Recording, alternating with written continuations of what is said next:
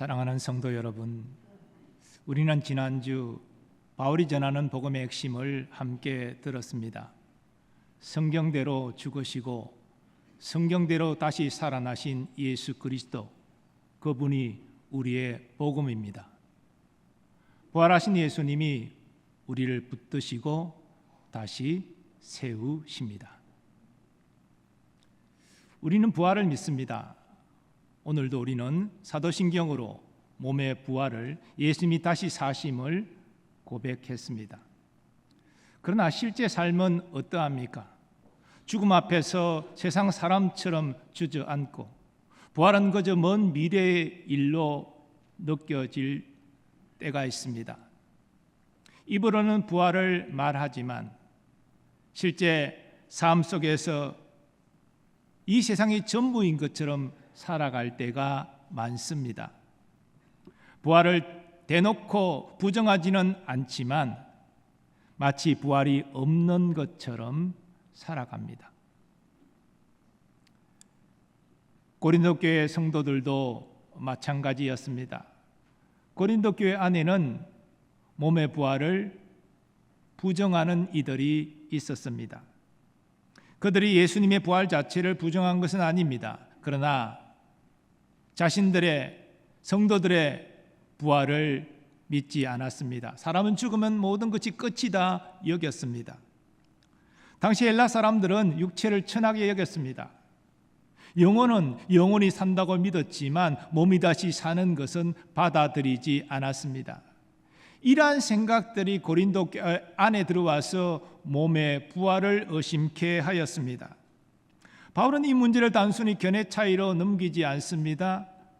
복음 전체를 무너뜨리는 일로 봅니다. 그래서 부활이 없다면 이라는 가정을 세우고 그 끝이 무엇인지 하나씩 짚어갑니다. 기둥 하나를 빼면 지붕이 무너집니다.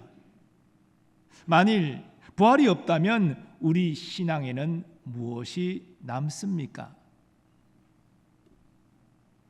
함께 본문을 살펴보겠습니다. 본문은 세 단계로 진행이 됩니다. 부활이 없다면 사도들이 전하는 것이 거짓이 되고, 부활이 없다면 믿음 자체가 힘을 잃으며, 부활이 없다면 죽음 이후 미래에 대한 소망이 사라집니다. 바울은 그 헛됨을 하나씩 보여줍니다. 바울은 먼저 복음 전파의 문제를 다룹니다. 12절을 함께 읽겠습니다. 시작. 그리스도께서 죽은 자 가운데서 다시 살아나셨다 전파되었거늘 너희 중에서 어떤 사람들은 어찌하여 죽은 자 가운데서 부활이 없다 하느냐. 바울은 고린도 교회 성도들에게 따지며 묻습니다. 부활의 증인들이 그리스도의 부활을 전파하였건만 너희들은 어찌 부활이 없다고 하느냐. 성도의 부활이 없다면 그리스도의 부활도 없어야 합니다. 죽은 자가 부활하지 않는데 그리스도라고 예외일 수가 없습니다. 그래서 바울은 13절에서 말합니다. 함께 읽습니다. 시작. 만일 죽은 자의 부활이 없으면 그리스도도 다시 살아나지 못하셨으리라. 부활을 부정하는 성도들은 그들이 믿고 있는 예수님의 부활 자체까지도 부정하고 있었던 것입니다. 그리스도께서 다시 살아나지 못하셨다면 무슨 일이 벌어집니까?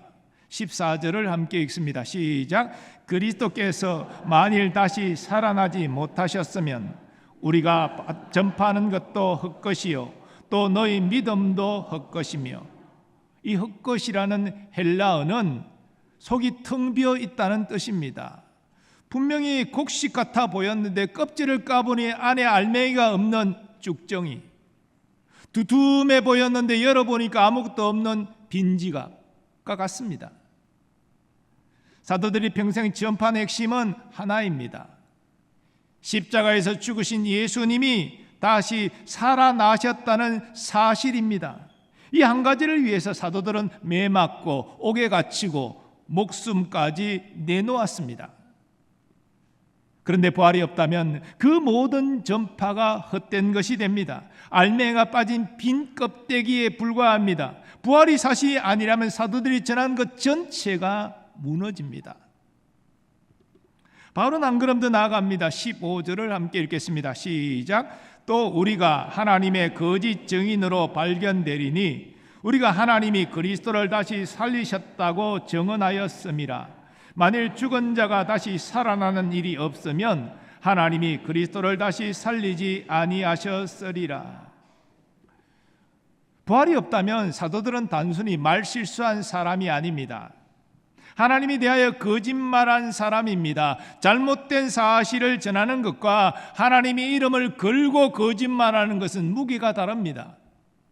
사도들은 하나님을 증인으로 세워서 그분이 그리스도를 다시 살리셨다 외쳤습니다. 그러므로 부활이 없다면 그들은 하나님을 가장 크게 모독한 자들이 되고 맙니다.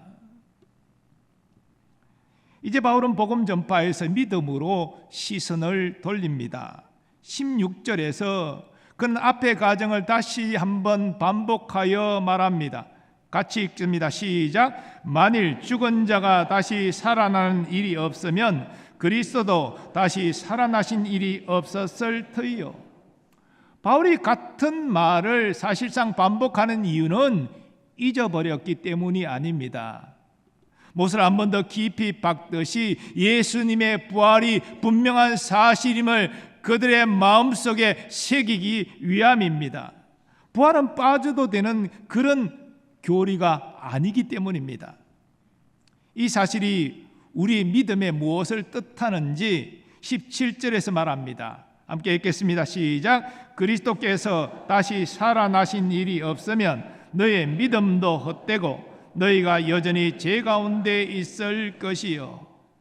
바울은 부활이 없으면 믿음이 헛되다고 말합니다. 사도들이 전파한 것만 헛된 것이 아닙니다. 사도들이 전파한 것을 믿은 것도 헛됩니다.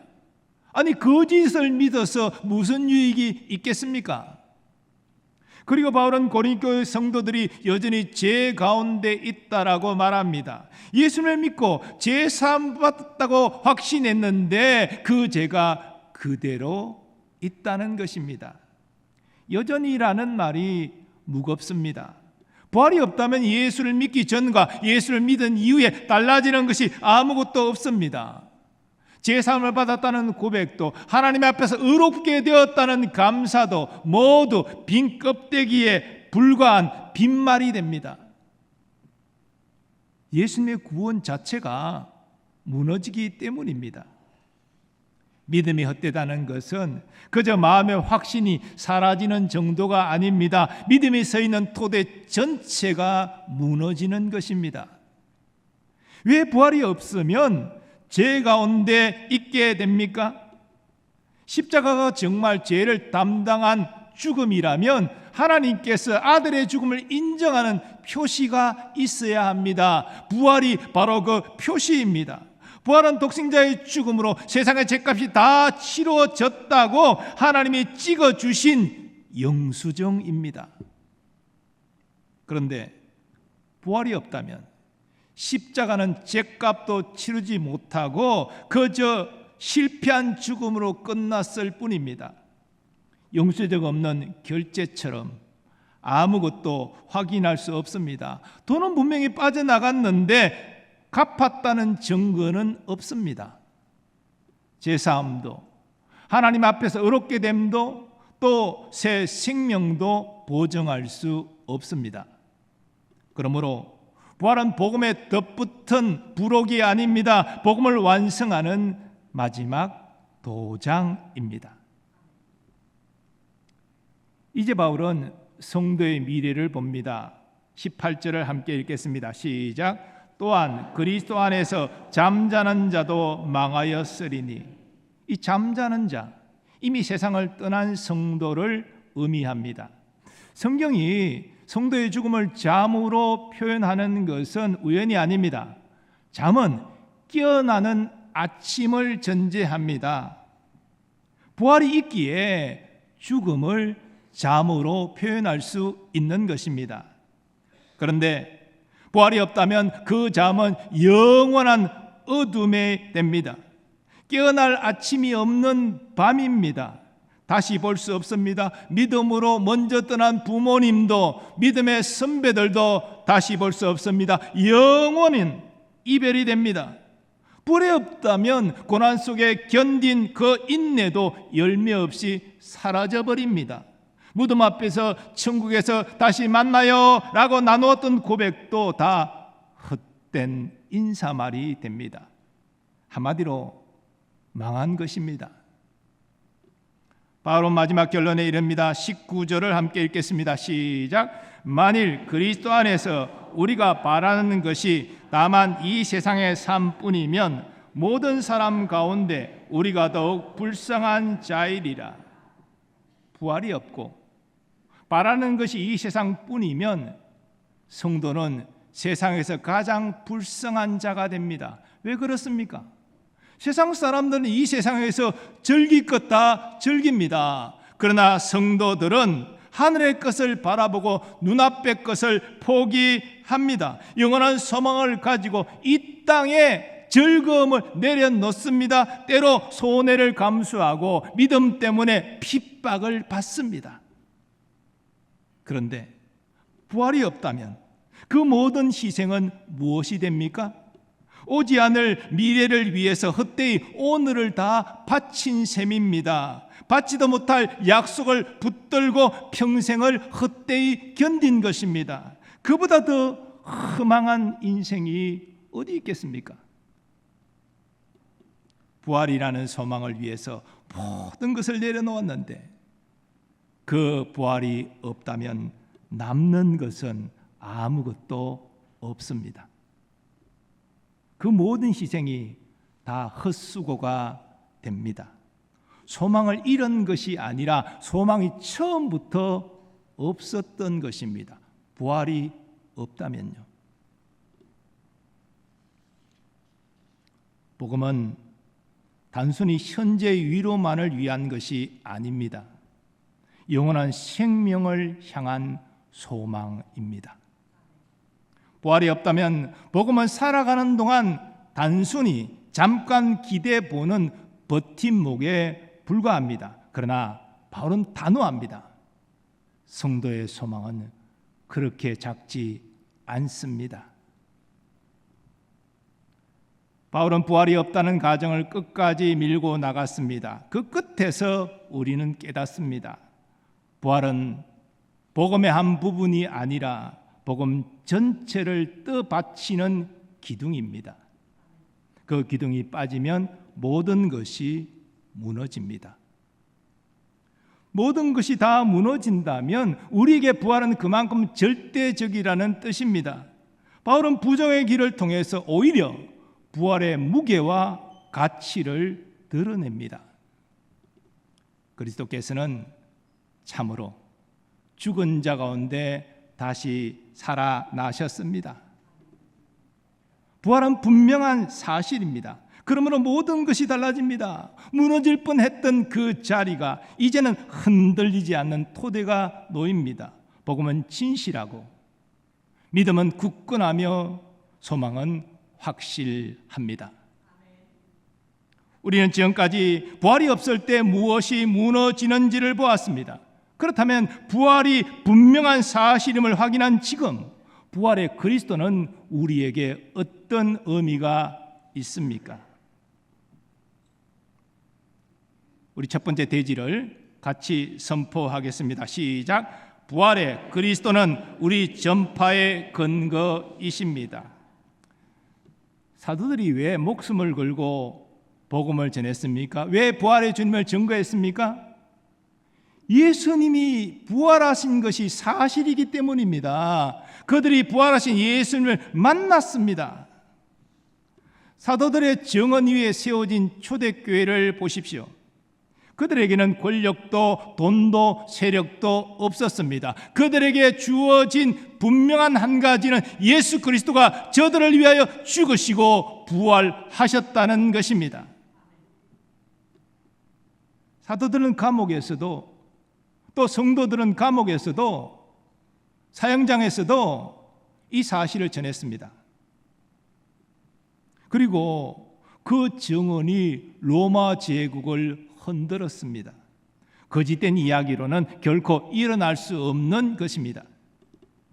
그들이 죽음을 무릅쓰고 부활을 전한 이유가 무엇입니까? 부활이 사실이기 때문입니다. 거짓을 위해서 목숨을 바칠 사람은 존재하지 않습니다. 우리가 전하는 예수님은 단순한 훌륭한 스승, 도덕 군자 그런 것에 불과한 것이 아닙니다.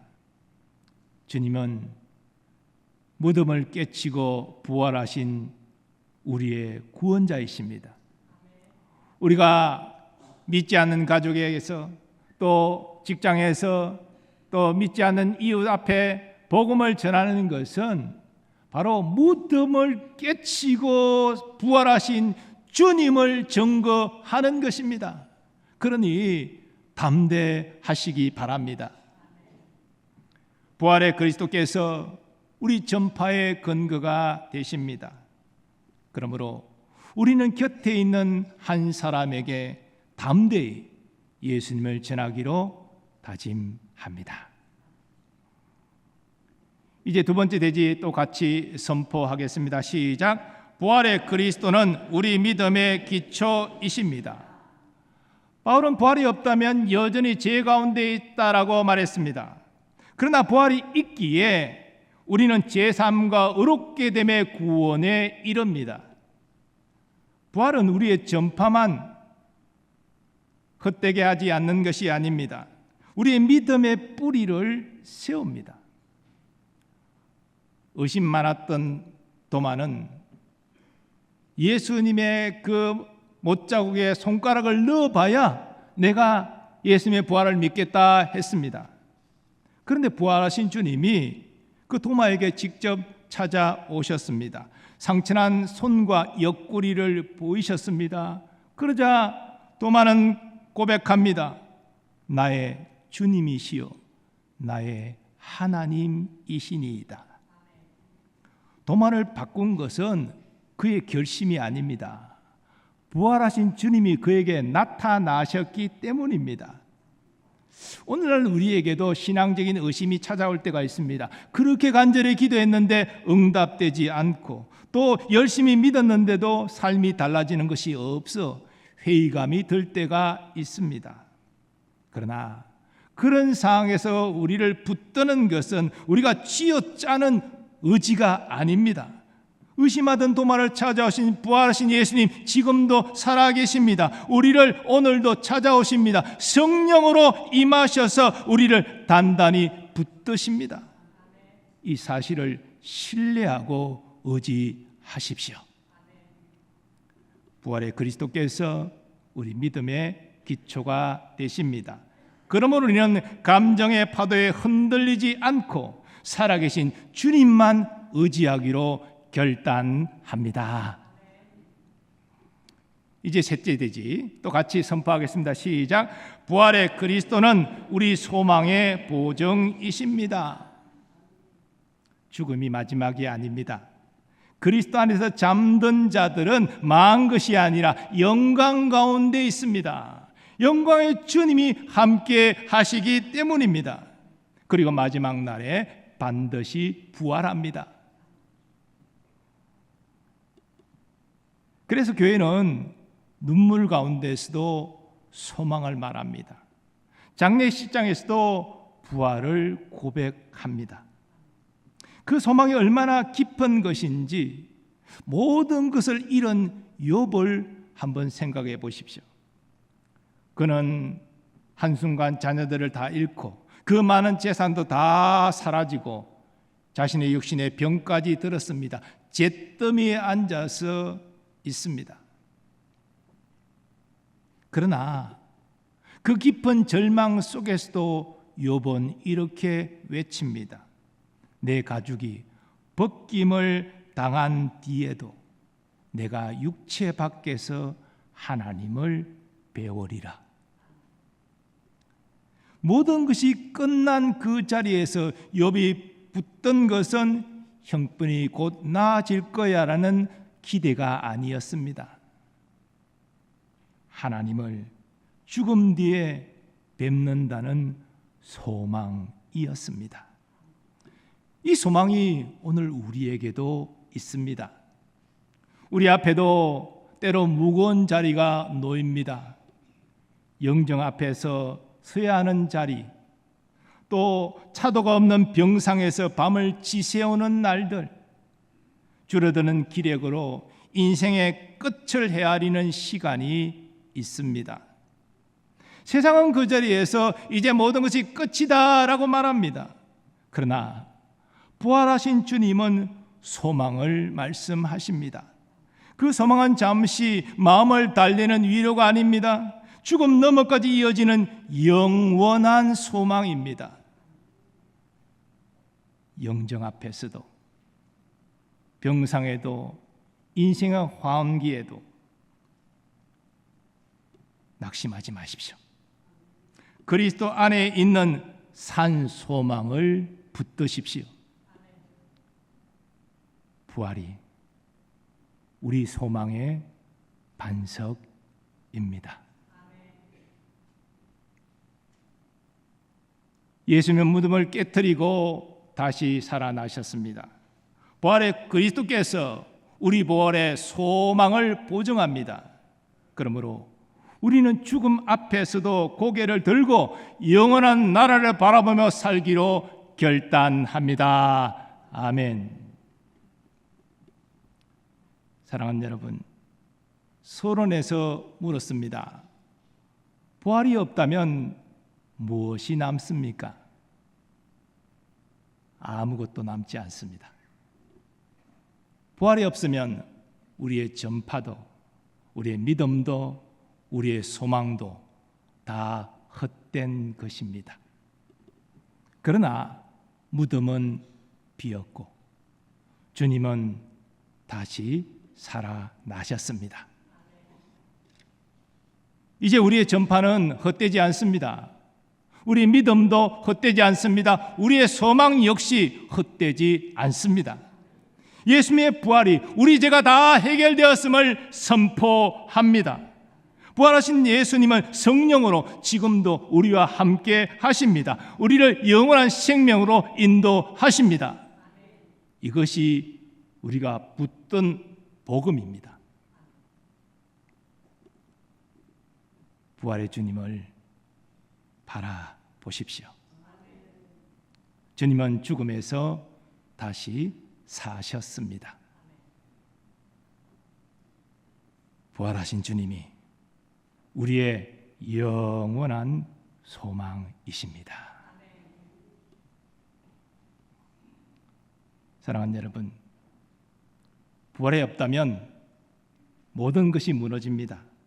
우리에게 남는 것 아무것도 없습니다. 그러나 무덤은 비었고 주님은 다시 살아나셨습니다. 그러므로 이 참된 소망을 붙들고 오늘도 담대히 살아가는 우리 모두 되기를 간절히 소망합니다. 이제 가능하신 분들 일어나셔서 부활의 소망을 함께 고백하며 살아계신 주 함께 찬양하겠습니다.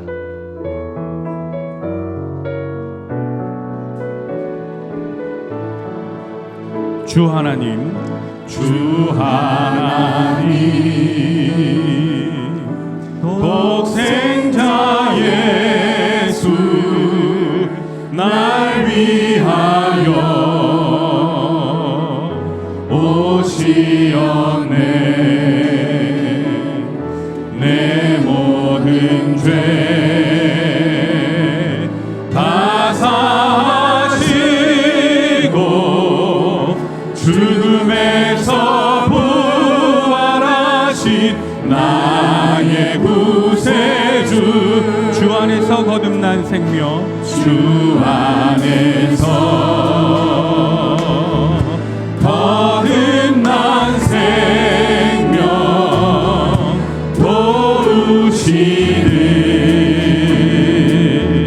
주의 사랑 참 기쁨과 확신 가지고 예수님의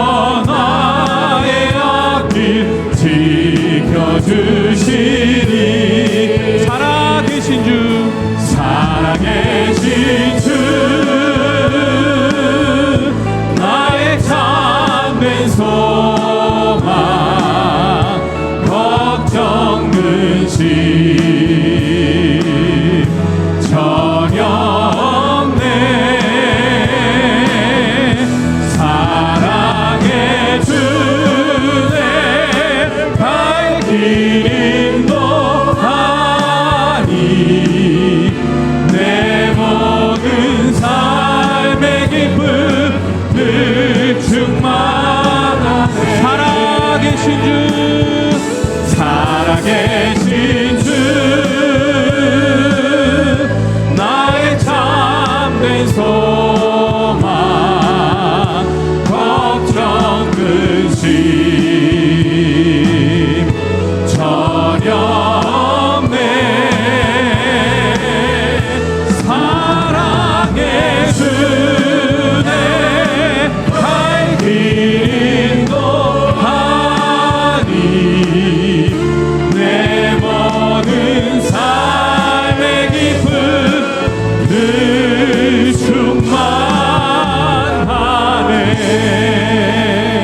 충만하네. 이제 말씀 붙들고 함께 기도하기를 원합니다. 때로 우리는 흔들립니다. 그러나 분명한 부활의 소망을 굳게 붙들고 나아갈 수 있도록 주님 우리를 도와주옵소서. 그리고 이 부활의 복음을 담대히 전할 용기를 허락하여 주옵소서. 이 두 가지 붙들고 주여 한번 외치고 통성으로 기도하겠습니다. 주여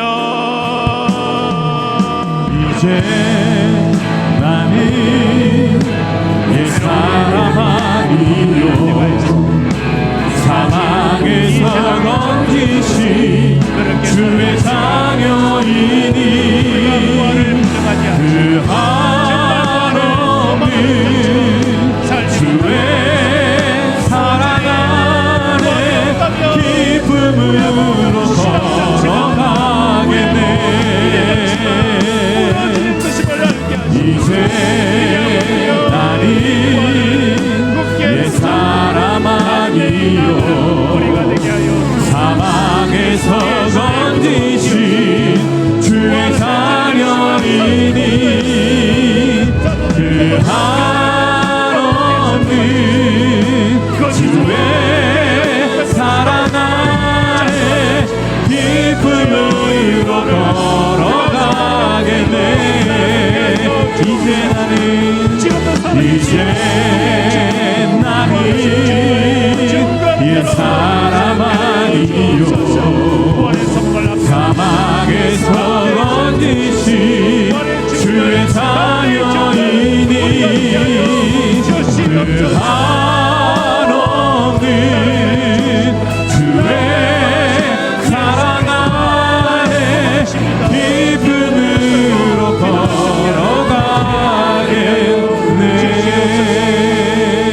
걸어가겠네. 거룩하신 하나님, 때로는 우리의 믿음이 흔들릴 때 있지만 부활하신 주님은 결코 흔들리지 아니하십니다. 주님의 무덤을 깨치고 부활하신 사실도 흔들리지 아니합니다. 하나님, 입술로 부활을 말하면서 부활에 대한 소망을 전혀 갖지 못하고 세상 사람처럼 그저 힘들고 어려운 일 때문에 주저앉고 죽음 앞에서 무너지고 그런 똑같은 모습이 아니라 부활의 소망을 가진 자로 살게 하여 주옵소서. 그리고 이 부활의 주님을 담대히 증거하게 하옵소서.